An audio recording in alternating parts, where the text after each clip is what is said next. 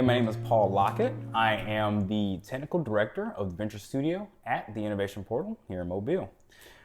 I have to say, like, I've been ignoring you here at the front because I want to hear what has happened over the course of the last, has it been 7 years? Since 2018. Yeah. So it's been about 7 years. And so for those of you that have not met Paul, I'm going to tell a little story. So you showed up on my doorstep at one of the networking events that we had when we were in 412 Dolphin Street. And I remember looking over and just seeing you holding court. And I spoke to you and I would have sworn that you were in your 20s. And if I remember correctly, at the time you were like 17. Yeah. And I was just absolutely blown away. Like, I knew from the get-go that you were going to go and do some things, right? So there's that aspect of this. So you and I have not really even talked or spoken since you left. Yeah. I think we corresponded a few times, but not really caught up. So this is Marcus and Paul catching up after 7 years. Yeah. And here's the other aspect of this. That's not unimportant. This is a very important aspect of this. Is that Mobile has been consistently for the last at least decade that I can remember that I've been down here doing business, has been fighting this idea of the brain drain, of the young, very intelligent individual that's going to go away to college and then never come back. Yeah. Or if they do come back, they come back sometime in their late 30s because they want to raise a family and they know that their parents aren't doing so well and they want to, provide a little bit of, they want to provide a little bit of care for them and they want their kids to grow up in a more wholesome place. Is that accurate? And so I was super excited when I heard you had come back for a couple of reasons. It's because I know that you are still destined for great things. And I also think that if you came back, then Mobile must be doing something right. And I want to know what that is so that we can do some more of it. Okay. But having said all of that, hi, Paul. Why don't you tell us a little bit about who you are? All right. So, interesting. So, going back to 2018, I was about to graduate high school. Right. And you went where? I went to Morehouse. Okay. Right. Well, no. High school. Where did you? In high school, I went to Murphy High School. Okay. Yeah. And you were part of Kappa. Yep, Kappa League. So Carl Carl Cunningham was mentor. Great mentor, Yeah. and really put me and a whole bunch of other guys on track to be able to really make it to college. The big thing coming into it was it was me coming in with the whole Kappa League outfit that really to your event that brought your attention, the kind of mentoring that he put into it was. I'm not gonna. That certainly made an impression, but I think the thing that made the bigger impression was how you carried yourself and how you spoke. Exactly. But and that again has continued to carry with me. Yeah. And I'll say the thing that really puts a cornerstone in it is that I got that full ride at Morehouse. And if I had not gotten that full ride, I would have just continued working with you. Yeah. And so that full ride took me to Morehouse, and when I got there, things just started to kind of move on inside of a real steep trajectory from there. Okay. And so that first kind of before I get to that point, getting to Morehouse and getting that full ride was a little bit of a challenge. Because I graduated from Murphy with a 2.5. Okay. Right? And now at this point you're saying, how'd you get a full ride to college with a 2.5? That was my unweighted. My weighted was a lot higher. And so it looked really strange on paper how I got a 4 something inside of my weighted, but a 2.5 inside of my unweighted. And so what I did was I went to Morehouse, went to open house first with the Kappa League. They took Carl took us. We went on a tour. I was like, oh wow, this is the place I want to go. But I went again with my mom, but this time I already did the tour. I already knew like the campus and everything else. The reason why I went is because I was going to make sure that whoever was going to make the decision on my scholarship, they knew exactly who I was. Yeah. So I made a packet with like an extra letter separate from my college like admissions letter, my resume and everything else inside of one packet. And then as we went through the tour as like the kind of parent-teacher tour or the parent-student tour, when I kind of timed it out. I knew that we were going to go past the cafeteria during lunchtime.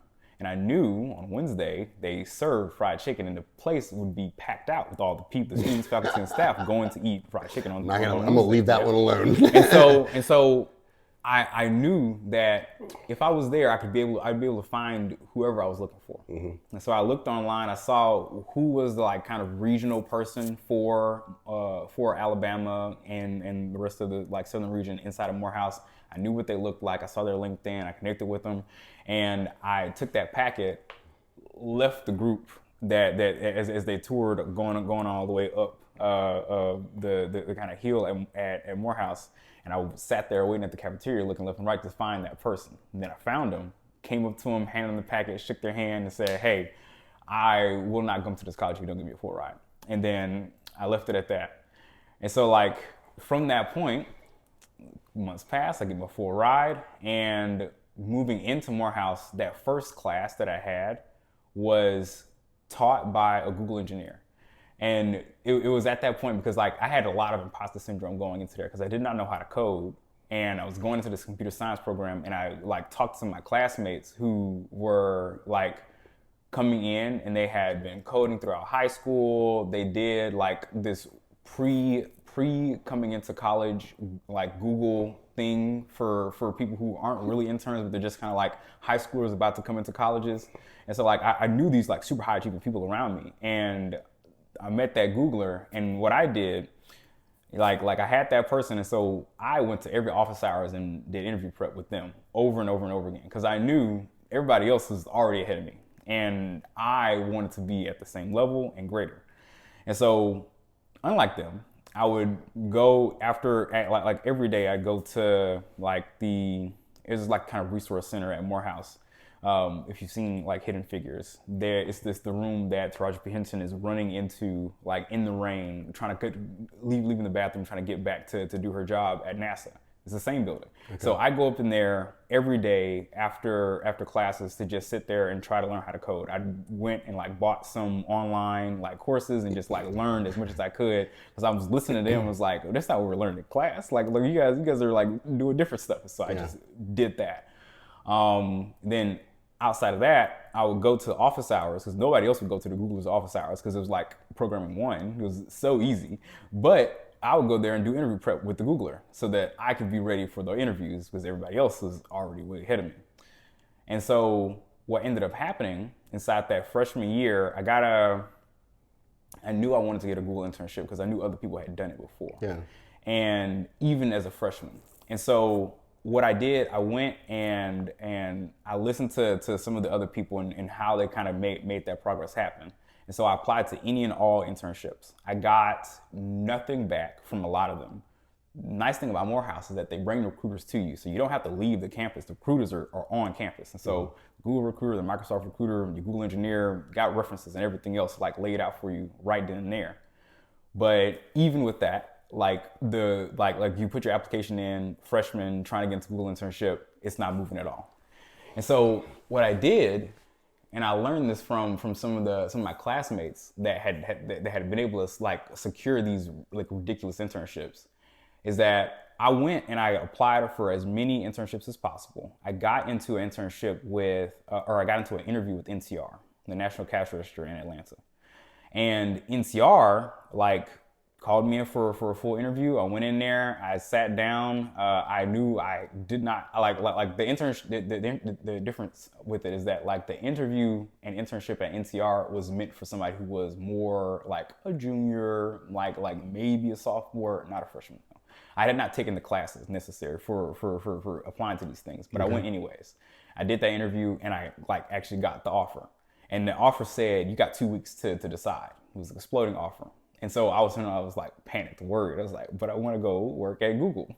And so I went to like career services. I talked to the Google engineer there, and they like worked together, and they said like, there's a policy at Morehouse. You can't get an exploding offer. You have to give a month to every student that goes to Morehouse so that they can decide on a good internship or a job in general. And so with that, I took that NCR like offer letter, and I went to Microsoft and I went to Google, and I said, hey, I got an offer. I'm talking to the recruiters that are on campus all the time. And they're like, all right, great. Well, let's see what we can do. And then all of a sudden now I got a Microsoft interview. Google didn't budge at that point. I was like, all right, well, got a Microsoft interview. That's good enough. Yeah. And so the Microsoft interview, at that time, they were flying people out. So we flew out with my friends because they all got into the same like kind of lucrative internships doing this stuff. Yeah. And so we all flew out to Seattle. We interviewed in person. Like it was like 3 interviews. Everybody like comes in there, and then they like let us loose with like $60 into Seattle just to do whatever. And so we go to that. I come out of that and I get an offer letter. This is all happening in a very short amount of time now, because I get that offer letter from NCR at the beginning of November of my freshman year. And then that's the fall semester, on the beginning of November of freshman year. Then I go and interview for Microsoft after Thanksgiving. And so like that first week of December, I get an offer letter on Monday from Microsoft. And I take that and I say like, okay, go back to the Google recruiter. Hey, Google recruiter, it's finals. I'm still here. I have an offer from Microsoft. I have an offer from NCR. They're all going, the deadline for them is all this week on Friday. Can you give me interviews to Google to be able to meet my deadlines? At that point, they said yes. And within that week, I did 2 interviews virtually with Google, and I got an offer on Friday of that week, the last day of finals. And that was what I said, like, all right, well, I'll go ahead and accept that. And so I got a Google internship as a freshman. Wow. Yeah, so from that point on, I did a whole bunch of other internships with other companies during the summers, as well as during like the semester. Did research with like the Department of Defense. I did research with Autodesk. Eventually I got to a startup called Neva. Neva is a company, or was a company, that was fully composed of a lot of ex-Googlers that wanted to go and make a search engine. A search engine that was private, that was like not as supported, that was just a better search experience overall, because Google Ads had like encompassed so much of what the experience was. Yeah. Funnily enough, the person who started the company was the head of Google Ads previously.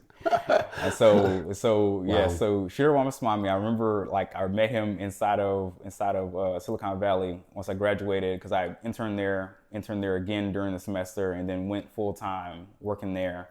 While I was working there, they were like continuing to like do this like kind of big build out. They had made the search engine, and they were trying to bring people on board. Around this time, ChatGPT was like just coming out inside of research preview. And I remember I had texted you about ChatGPT, because like I was like, this is a pretty cool tool. Let me tell Marcus about Little did we know. And my gosh. that was way back before like it really had its moment, because like it was just a research preview, and it was just that must have been like early 2024 or something like that. Yeah. And so inside of that time, the people like Neva were all the same ML engineers that would have hired at OpenAI and whatnot, who were making these like large language models, and we were making those models specifically for search. And so like at that time, we ended up making like something that is very, very similar to what Perplexity is today inside of Neva. I had a really good time working there. That company got sold to Snowflake, and so now the CEO of Snowflake is Sridhar, and the same person who was my CEO, which I worked very closely with during the time there. I still get like these people who are part of hedge funds asking me to interview about like my experience working with Sridhar, because now he's the CEO of a public company. Yeah. And so that was an interesting experience that started like my whole journey inside of Silicon Valley, because that was the first job I had. I moved out there into the valley, living in San Jose, and then from there I worked at another company called Flexport, where I learned a lot about global trade, because what Flexport does is make global shipping easy. Whenever you buy like an iPhone or something like that, it has to come on a big boat coming from China. Right. And the way that happens Generally, it's like a whole bunch of phone calls. Like a guy in America, like Apple comes to the guy in America, which is called a freight forwarder, pick up the phone and say, all right, we need you to bring all those iPhones we paid for in China back to the US and send them to the right stores inside of across the US Apple stores. And so that person's gonna pick up the phone, call the warehouse in China, say like, hey, Foxconn, I need those iPhones, put them on the truck that's coming, call the trucking company, hey, we need you to pick up those iPhones at the warehouse, call up the shipping company, hey, there's a truck coming, you gotta put that load of iPhones onto the a big ship, all the way down the chain until you get your iPhone inside of your Apple store. I was responsible, like, as an individual engineer for like really big shipments that were coming or moving to and fro from like these mega corporations, as well as like just the day-to-day operation that like these freight forwarders would do to be able to just be more effective inside of their daily work. So that's things like automating emails, automated like phone calls.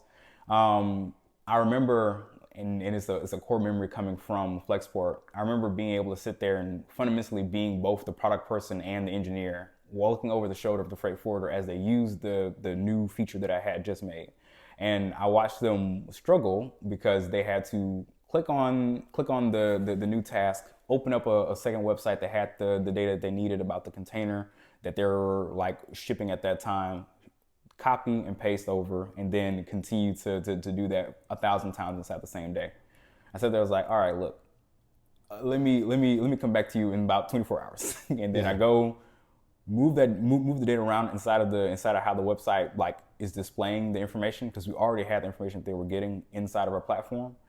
And then come back to them. And I kid you not, to this day, these people are so happy about the hours of the day that I saved them inside of waiting for these like slow like terminal websites to open, that like all the way through my entire time working at Flexport, they would ping me, they would say, hey, thank you so much again. They would like really be these super advocates for what engineering was at Flexport. It's interesting that you mentioned that, because I was literally listening to a podcast yesterday, and I can't remember which one, but they were talking about this, I want to say new, but the truth is it's probably old, this new way of operating where you have engineers side by side with the actual worker. And the context of it was talking about Elon Musk and SpaceX, where they oftentimes have the people that are responsible for whatever it is working side by side, so that they can go, oh yeah, that's not working. Okay, well, like you did. Yeah. Give me a minute,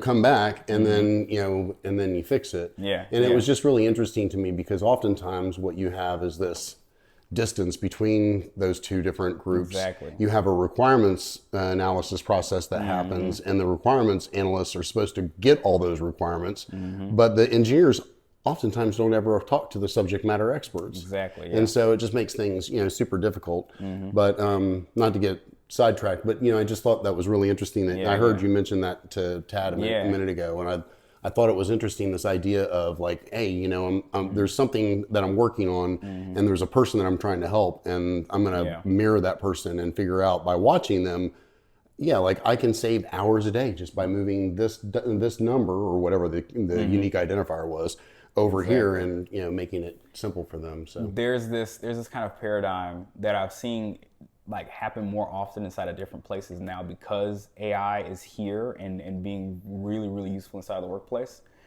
You have these hybrid roles where you're trying to find somebody, and a lot of the startups in Silicon Valley like to hire this way, where you have a hybrid role. For the type of work that I was doing at Flexport, I was more of a product engineer. And meaning, I'm not just a software engineer. I'm not just a product manager. I am both inside of one role, and I'm able to be more effective because I can move quickly on both sides. Yeah. And so like I've seen the mashups of like a design engineer being able to really, really move forward the kind of like design and iteration process of a really nice user experience.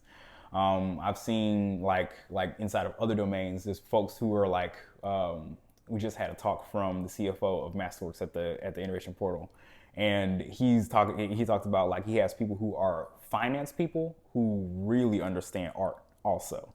And he needs that type of person, which is hard to find, but you can cultivate that kind of understanding, which is like a big part of how Flexport like got us to the point of being product engineers, because like it's hard to really be a cross-domain person. You can have experience on both sides, but like it's something that you can definitely learn if you have world-class experts around you. And so like when you got somewhere it's like Masterworks, where you got world-class like finance people making markets for artwork, and then you got world-class like art dealers trying to buy the best and most expensive art in the world, then it becomes a lot easier to become that new like kind of hybrid person that is really hard to find, but extremely critical in being effective as a business. Yeah, it's somebody who can translate between the two groups. Exactly. I mean, honestly, that's how I've always kind of viewed my role as, you know, somebody that knows business principles and how, you know, things can be applied, and understanding the problems that a business owner might, you know, have working against them, and understanding technology and how to speak to technologists.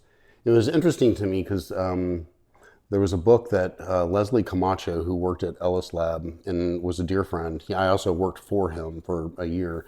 He had me read this book, and I want to say it was The Pragmatic Programmer, if I remember correctly. And the whole thing was that the whole gist of it was that just because we think of engineers as a very rational 1 + 1 = 2 type of role, that there's still an artistry that's involved in the engineering of something, that it can be engineered really badly, or it can be engineered in a much more beautiful way. And to not disregard an engineer's desire to express that, right? Exactly, yeah. And so don't tell them exactly like, hey, I want you to put this here and this here, this pixel width and all that stuff. Yeah. You know, you kind of present the problem and maybe give them, you know, some boundaries, but allow them to come up, and then, you know, you can kind of iterate on it from there. But no, I think it's amazing how things have changed so drastically since ChatGPT came out, and I'm sure we'll get into that a little bit. But so you went to Silicon Valley, and you were there for how long? About 3 years. About 3 years. And you're now back in Mobile. Yep. What brought you back? So like massive layoffs started happening inside of Silicon Valley. Flexport was one of those companies, and I was working there at that time. I remember I was looking left and right, and I saw like the folks who were on like HB1 and O1 visas. They knew way ahead of time. They'd seen writing it on the before. wall. It was like, okay, they had already like staged out how they were going to make sure that they did not get deported. Right. And me, oblivious American, like, what's going on, guys? And so after that point, like I take that same kind of tenacity that I had trying to get to Morehouse to go find the next job. Yeah. But at that point, I also started doing a whole bunch of contract work. And so like knowing the experience that I had at Neva put me in a really good position to be able to be like the expert in the room amongst software engineers about how to leverage and use an LLM inside of a new application. And so that had me working on contracts That's with... not useful at all right now, is it? Golly. Large language model, for those of you that are following along, it's basically the basis for which search engines were first founded on, right? So you have a huge data warehouse full of servers that have information about various websites. They store keywords and classify websites, and then you go to Google and you type in a search, and it very quickly tries to figure out, based on what you're searching for, what it is that you're looking for based on where you're located, the keywords, and all that other stuff. So it's really not any different. And so large language models are now being used inside of applications to better serve the customers and stuff like that. But go ahead. I'm sorry to interrupt. Absolutely, it's necessary. Yeah. And I've seen so many people like talk through and explain these things now, especially in Mobile, because like we're getting to that point where like this is technology, fastest growing kind of like applications in history are being made using these like new versions of these models. But the interesting thing inside that moment was that like I knew a lot about how these things worked, as well as enough to be able to like actually go make products in it, because that's what it did in you. And so I went and I did contract work for some venture studios, like I think inside of California. There was like a whole bunch of energy, a whole bunch of young folks, and I understood very well like a good reason why you want somebody who has like that kind of business side as well as that technical side, because like that's a piece that is super critical when you're sitting there trying to invest inside of some new company. And then, and so like I worked with some folks out there that like I was on one hand just helping them understand how to like make a startup make sense, and then on the other hand, like, all right, let's go pick up the new tools and make something really cool and fun. In other realms, I had like already like made a pretty big network around both like venture capital coming from Morehouse with a entity called HBCU VC, as well as like at Neva we did like some crypto search engine stuff, and so like I knew some crypto people like from working inside of that space, and they were all like, it's like the Afropolitan like network's like super massive, full of people who are like Black people from African diasporas, but also like Africans inside of Africa, building cool things, but also just like cool people in general. And so like I ended up getting connected to like one interesting contract inside that time period. I ended up getting connected to this guy. His name is Amayowa. He's a Grammy Award winning or Grammy Award nominated producer. Okay. And so what he wanted to make an AI application for himself that would basically take in a really like a contract that artists might pass him. And with that, he wants the AI to read through it, use his same like kind of 5-6 steps that he works with his lawyer back and forth to do, to be able to really quickly get a short summary of what actually this contract is trying to do. These contracts would be like 30 pages long. Wow. Right? Coming from managers, and a single artist may get like 4 or 5 of these contracts, and like in some it'll be like millions of dollars for them, but like they have to decide which ones to sign and which ones to negotiate.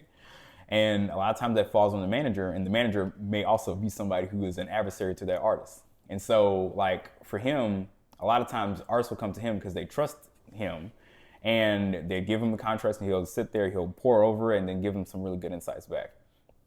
What the tool that we made is very similar to what you might see like if you pick it up like ChatGPT and use Deep Researcher, or just like talk to a PDF, where like he just put in PDFs of these long contracts, and then it worked through his like system to be able to get to the other side and say like, all right, here's the top 5 like things you really need to know. Here's how much it is. Here are the specific people involved. Here's the term of the contract. Yeah. And that was such a game changer for him that he's like out trying to start a startup now using this thing that we built together. And so like he's gotten into an accelerator with like A16Z, and he's like going down that path. But all of that because like we were able to make that really, really quickly. And it didn't take a whole bunch of effort, it didn't take a whole bunch of time in comparison to what it could have taken if these technologies hadn't been brought to this point yet.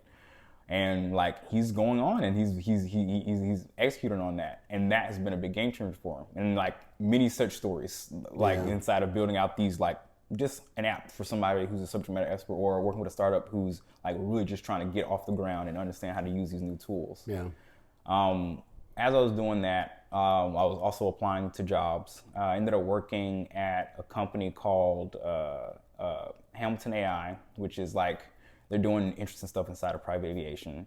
But like leading up to that, I had probably like 2 or 3 interviews. Like this is all like inside of the time where I got severance from Flexport. Like people getting laid off, but like we got very nice severance packages. So like there's months where I'm just kind of like working.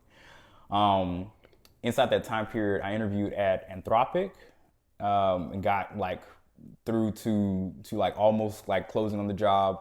I interviewed at a place called like Lightning AI, which is like another like big AI lab, because I knew like I had worked at Google before. I'm trying to go to like OpenAI, Anthropic, one of these large like super big. Because you know that's where it's going. That's where it's going, right?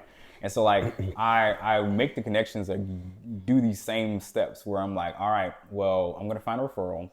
I'm gonna leverage the people that I knew from Neva to be able to get into a referral. I did that. Then like contacted recruiters, tried to go down that path of recruiters to try to say like, all right, you're the recruiter for this job, or are you not? Can we sit down and talk? Well, the first step inside the recruiting process is to talk to a recruiter. And like, I hadn't got a call back yet, so I'm gonna go make that happen. Coming into that, like eventually I got to that point where I said like, all right, well, I chose to work at that startup, worked it there for a little bit. Inside this time period, this is where Tagra starts to call me. Todd Greer, he like I remember him from when way back when I was in high school, meeting him for the first time, going to these like networking events inside of Mobile as a high schooler, and he was at Exchange 202, if I remember correctly, at that time. Yeah, exactly. So I went to all those exchange events, same as the event that I went at your company, but. He reached out to me and said like, hey, we're doing this new thing, this venture studio. You've seen what you've been doing and we've been watching you, from afar. And he's like, hey, this would be an interesting opportunity for you to come back and do that. And I was like, all right, well, I'm sitting here, I'm watching like all my friends getting laid off. And I'm in the middle of very expensive California, like paying ridiculous amounts of money for rent. And I'm like, well, maybe now's a good time to be able to make my way back. And so I came on back. And that is so cool. I mean, just to pause real quick, because there's something that I think you are expressing, and I want to point it out. I just always bring these back, right? It's that somewhere along the lines you learned how to sell yourself, and I think that that's so critical to young people. And I've tried to instill it in my boys. Just that ability to kind of like, what you do as a job, you need to be able to communicate to people how you do it, how effectively you do it, and how you can apply those skills to help their jobs easier. And, it's obvious that you got that. I mean, it's very impressive because that's not something that I see a lot, right? But I also, like, coming full, tilt, like, I think what Innovation Portal represents is absolutely amazing. And I think Todd is absolutely the right guy for the job with that. Because, I mean, he was doing it before Innovation Portal existed, right, with Exchange 202. And so it's just more of the same, but with a better platform and a better authority with which to do it. And so I'm really excited because I know that we're really just getting started on what that brings to Mobile. So what can you tell me about, like, you're there now. How long have you been? I've been there since October. So what's that, 6 months? 6 months. Roughly 6 or so months. So you're back now. Yeah. What do you, I guess I have two questions. What do you see about Mobile that you feel has changed? And then what do you all have going on at Innovation Portal that you want people to know about? Because I think there's a lot of stuff going on over there and just people don't have any clue. So I'll say, like, starting with just like what I've seen in Mobile has changed. It's really interesting when you walk into the Innovation Portal because it is so very similar to what you might expect walking into a similar space inside of San Francisco or New York or any like really big city that has a very vibrant entrepreneurial ecosystem. Yeah. And like I remember seeing that at its very like inception at the first startup weekend that Mobile had, because I went to there again, met these same folks who are running the Innovation Portal. And pause for just a second. So startup weekend happens once a year. It's a weekend where you go, people pitch their ideas and everybody breaks up into teams and you work on building out like a business plan for that idea. So anybody can go and you should, but. And so like, I remember that experience and seeing like that really brought me to entrepreneurship and got me to that point where like when I was going to Morehouse, I was like, oh, I want to learn something about venture capital and things like that. And so like, that's why I even took those paths. That's why I even got to like, oh, I'm going to take a sales minor inside of this computer science major. They offer sales classes. That is so impressive. Yeah. It's a very, very nice program as well. Like Okay. a lot of those folks at Morehouse that go into sales, I remember most of my classmates are either like doing sales at Amazon or like some like Oracle, large technology like kind of company that wears high commission sales, ridiculously high commission sales. No, I worked in that realm for a while. There was a guy that, and I'll never forget, he had a check on the wall, and I think it was from Ford, that was $175,000, and that was just one of his checks. And I was like, oh my gosh, you know? Yeah, a lot of money. Yeah, and so I remember learning sales from those guys and understanding like, what does it really mean to be able to close, and a big part of like selling yourself, like that was a crucible to be able to go through to really be able to have a really strong, solid understanding of like, okay, I'm going to go sell this to somebody. I'm going to go sell myself to somebody.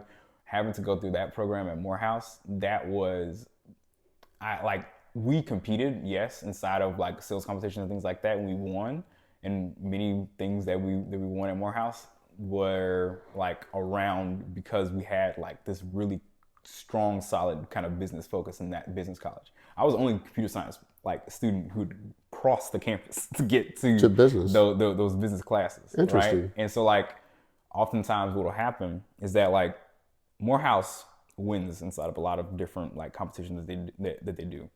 For me, inside of computer science, we would go to hackathons, and oftentimes they pick me. Like if it was something that the teachers had to pick, they pick me, and then they tell me to go find some other students that I want to come take with me, because they knew like I had a sales focus and I was able to like really close on the judges at competitions, and so I would win.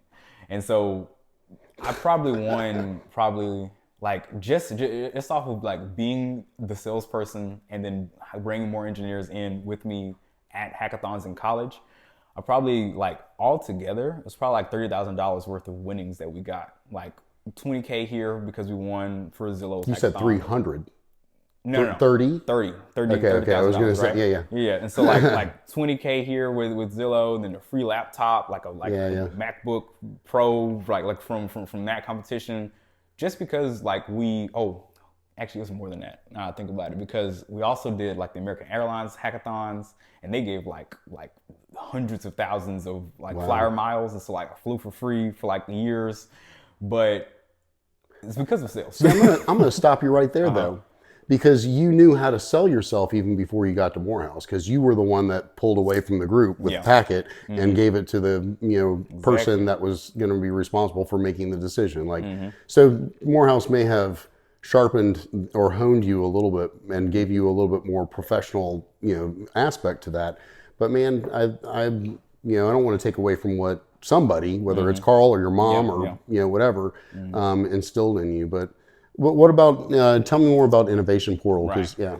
So going back into it with Innovation Portal, the first time I walked up in there, like I knew the people who were around it because I remembered them from Startup Weekend and other different things before I left.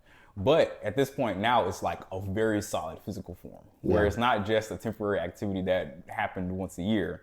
It's now like this 24/7. This is a space that innovation happens. Yeah. And the first like real taste of that were some of the programming that they have at the Innovation Portal, where I sat in and helped with the Tech Academy. Tech Academy is about 6 to 8 week program where you sit down with your business and other people in the community, entrepreneurs, their businesses, everything from like an HVAC specialist to like somebody who's making a new restaurant. And we learn how to actually bring technology into your business inside of an effective way. But what it really becomes, because people sometimes think, I'm going to make my website, I'm going to do something like, no, really what it really becomes is that like, okay, we're going to learn how to really Tech 101. run an effective business inside of the modern age. And that part was really interesting to me because like I have some business acumen, but like being able to sit down and with like, all right, we're going to sit down with the restaurant and talk about what does it mean to actually run the restaurant and be effective inside of that, and how can we leverage technology to make that more effective.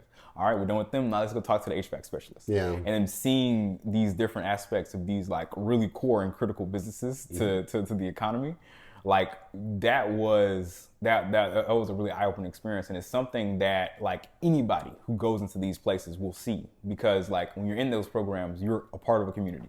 Yeah. And there's so much programming that the Innovation Portal does for entrepreneurs inside the space, even for people who just have an idea and they aren't really even knowing if they're ready to be an entrepreneur or not. This programming. And all it really starts with going and take a tour of the space, and we'll get you into the right bucket you want to be in, because there is so much. And it's not that like it's not that it's hard to explain it all. It's that like there's so much, and what you need may not be what somebody else needs. Right. And we are really leave something critical. Out. Yeah. Exactly. We're really critical inside of like focusing in with each individual person. And so like I've done tours of the Innovation Portal. You come by, like anybody will give you a tour like that's on the team. The team has been expanding to include like what I do now which is working on not only helping and mentoring local businesses, running programming for local businesses and entrepreneurs, but also now building businesses, which is what the Venture Studio, which is me and Logan Grubbs, we work on at the Innovation Portal. Fundamentally, the idea is we know that we have this big, heavy industry inside of Mobile. A lot of the startups that come out of Mobile, or at least are the ideas of startups when we go to a startup weekend that are pitched, are often fit into this very general technical space. Like, I'm going to make a dating app. I'm going to make something for like delivering food. Yeah. But what people don't realize, and that is like a really big part of Mobile, is that like there's a massive economic driver for the entirety of the state inside of that, like Alabama Port Authority, that's right down the street from downtown. There's this corridor of factories that make everything from the steel that goes into airplanes to like the chemicals that go into chicken feed right here in Mobile.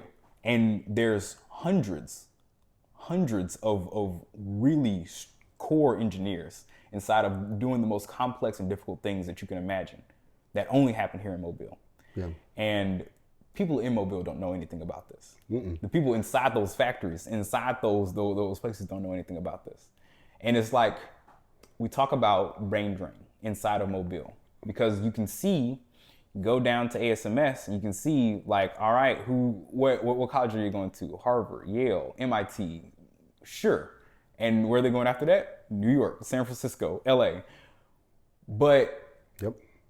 there is a really strong and solid kind of like core of mechanical engineers, of chemical engineers, of like aerospace engineers, like marine naval architects, and all types of really hard tech people here in Mobile that like don't really know each other and aren't really like obvious. If you come down to the Innovation Portal, there's another, we have like, as we're expanding the space for the Venture Studio to build new companies, we have this section that we call the lab that is run by Braxton Daw. Braxton, he's a South student. He's been working with us for the past year, but like he's really all into like 3D printing.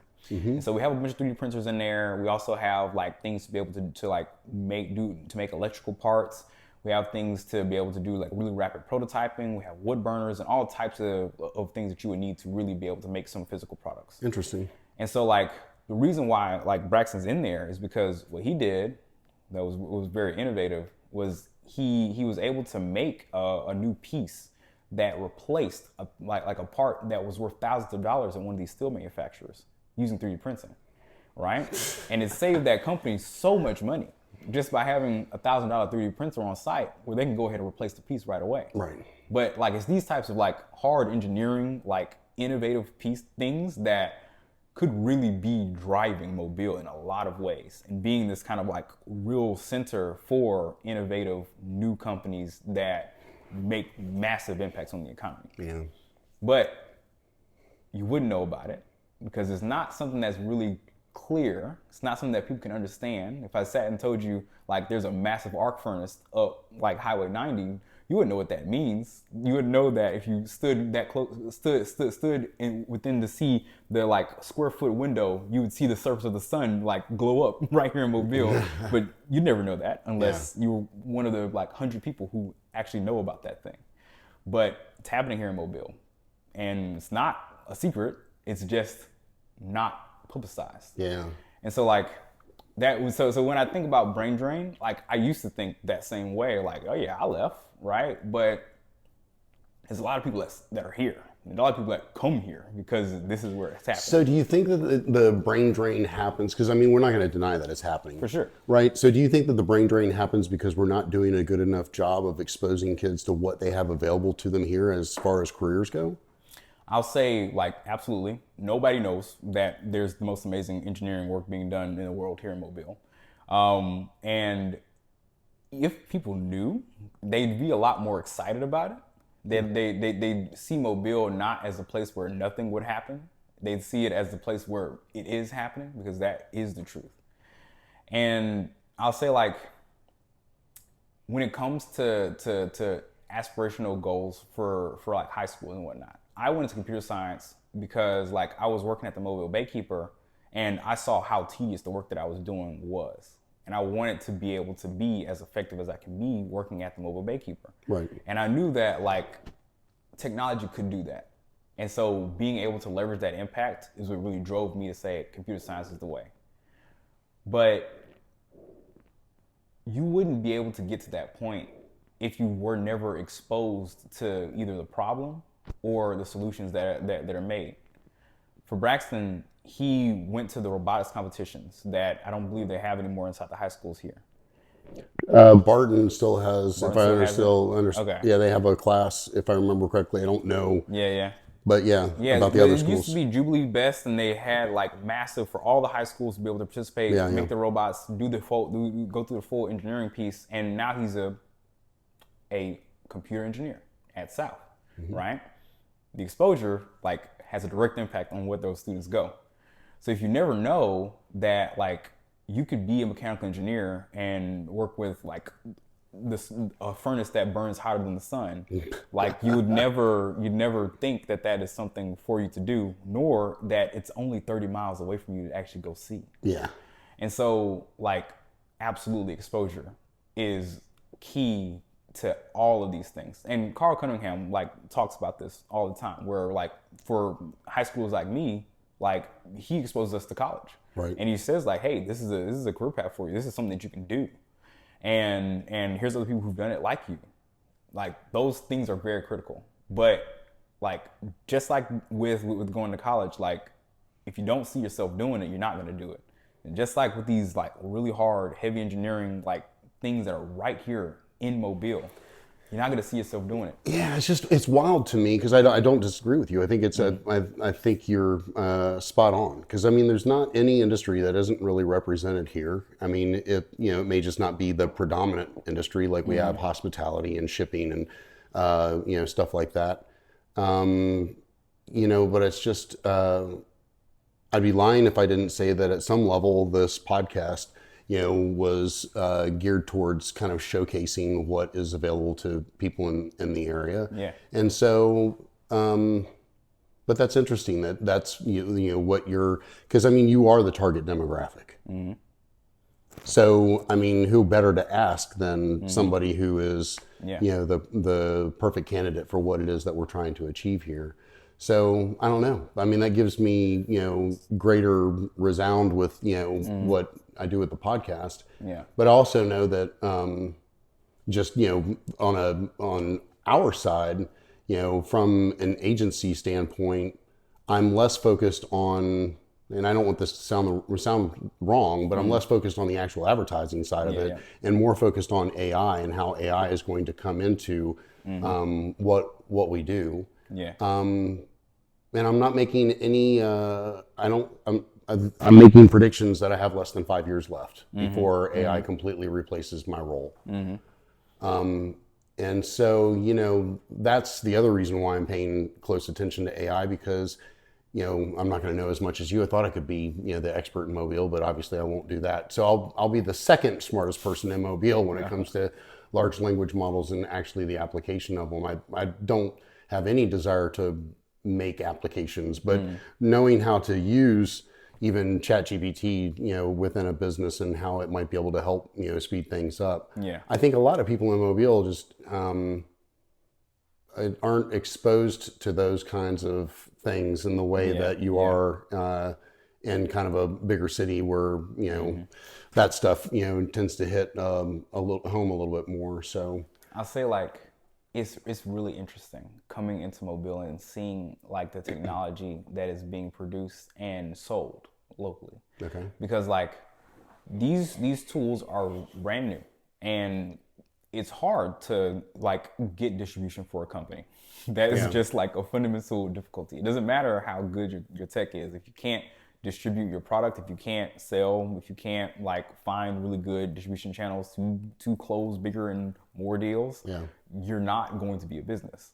And a lot of like inside of Silicon Valley, a lot of the startups, a lot of the folks who look like me, who have a similar background to me, they'll go and start making companies, they'll go and start making new products, but they won't have a real good understanding of what like a business could actually use, or how a business could use it, or what the actual pain points are, so that they could close on those people. Yeah. Now, that's not to say that some don't.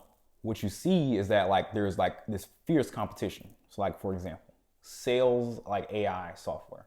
I remember I applied to a couple of positions inside of both New York and San Francisco, where like there's these companies, they make AI that will hook straight into your Zoom call, that'll hook straight into your Gmail, that'll like be just kind of like inside the veins of your technical life, and try to help you as a salesperson close more deals, right? Whether it's like they'll put an overlay on top of Zoom and show you like, oh, this person's starting to feel more sad right now, because you can just do that. Psychological cues, or body movement and cues and stuff like that. And then inform the salesperson about that, or be able to say like, oh, this person just hopped into this call. Here's some real quick information about them, full profile and everything else. Like, wow. I've seen some really, really innovative ways to improve the salesperson's life. At the same time, like if I come down to Mobile, nobody's buying from them because they are in New York and there's a real big market there. And so they're trying their hardest to fight the 20 other companies doing the same thing in the same market. And half of them are going to die out because they're all trying to market to the same market. They're focused on New York and not outside of that area. What I found for companies that are here, like in comparison, like if I had to sit here and say like, if you took that person inside of New York who was really, really sharpening their knife on trying to be a good business person to compete with 20 others who are just as good, and then drop them into Mobile, they would eat the entire market immediately. I've seen 2 people do AI consulting. I've seen one person or one team do like AI caller, where they'll answer the phone if you're unavailable. Say you're like an HVAC company, you're sitting there inside the ducts, and a call comes into your company, the AI will answer, handle the call, triage, and move forward. Like, I've seen a company do that. They're doing great in Mobile. They would not do good in New York. Yeah. Because there's 20 others who they'd be too focused in the echo chamber. Yeah.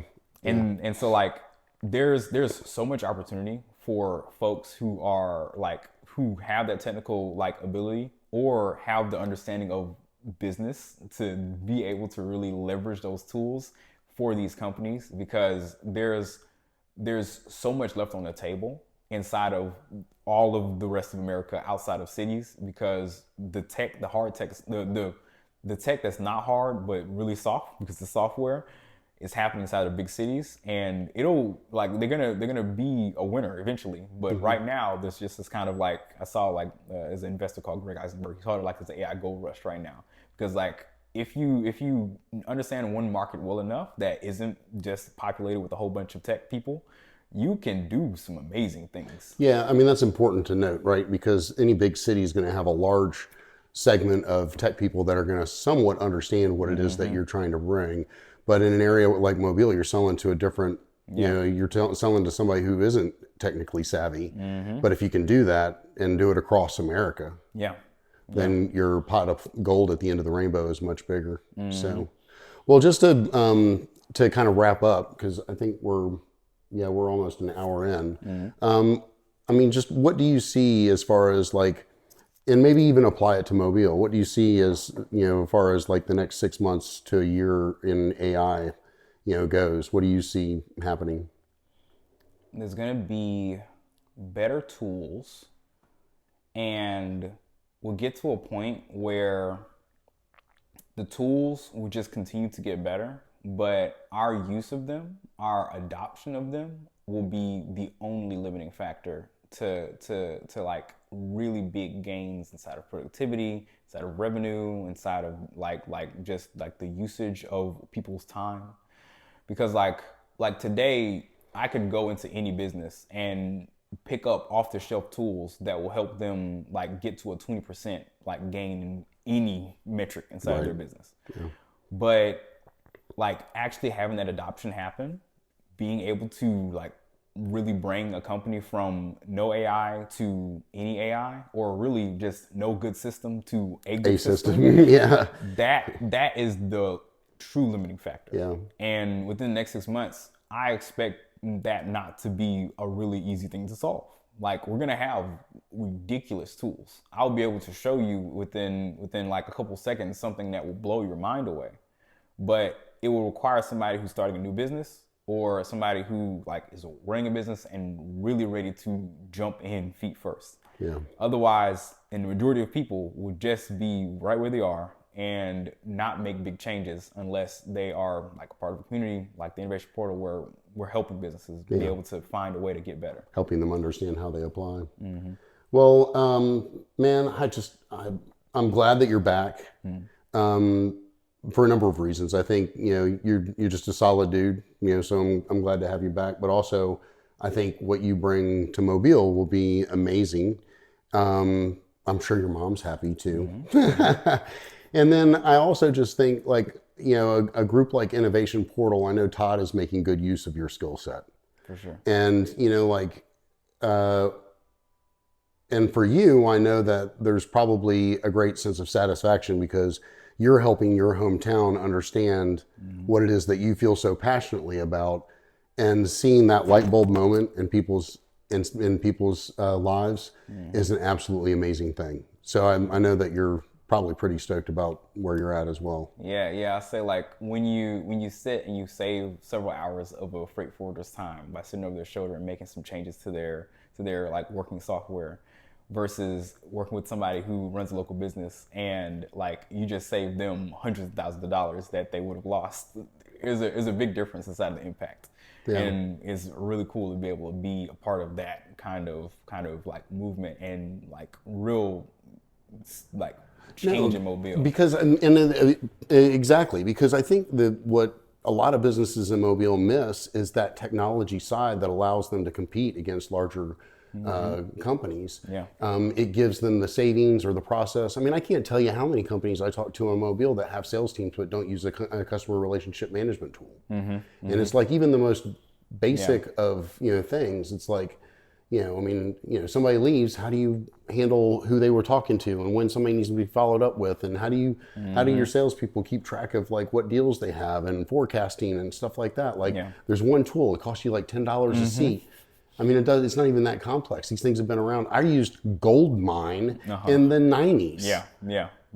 CRMs are but you can't use Pipeline or anything. I'm not even talking about Salesforce. Just use one of the more readily available ones. So, but I think it's amazing that you're back. So I'm just glad. I hope you all enjoyed this too, because I know many of the audience members probably remember you from our events and stuff. Yeah. And I just think it's cool. I hope we can get lunch and hang out a little bit, because I plan on sucking as much knowledge out of your big brain as I possibly can, because you've had experiences that I'll never. I'll probably never see. I can tell you, when I left Mobile, I would talk to people all the time about, this is a cool place called Mobile. They call me country and everything else, but like I sit there and it's like, okay, Apple, the CEO is from Mobile. Yeah. I'd have these little facts and whatnot, but now, as I've been working in Mobile, to be able to really understand these like big industries and everything, I can tell people in Mobile something about Mobile now. Yeah. And there's some crazy stuff happening down here that you don't know about. That's a really cool place to feel. So anyway, so any final thoughts or comments you'd like to share?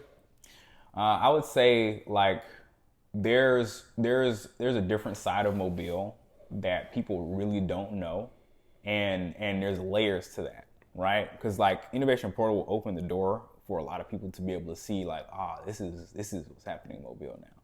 But as you go deeper into like really diving into the community, seeing what's out here, you'll learn that like Mobile has this real gem that is hidden amongst a lot of like years of no attention.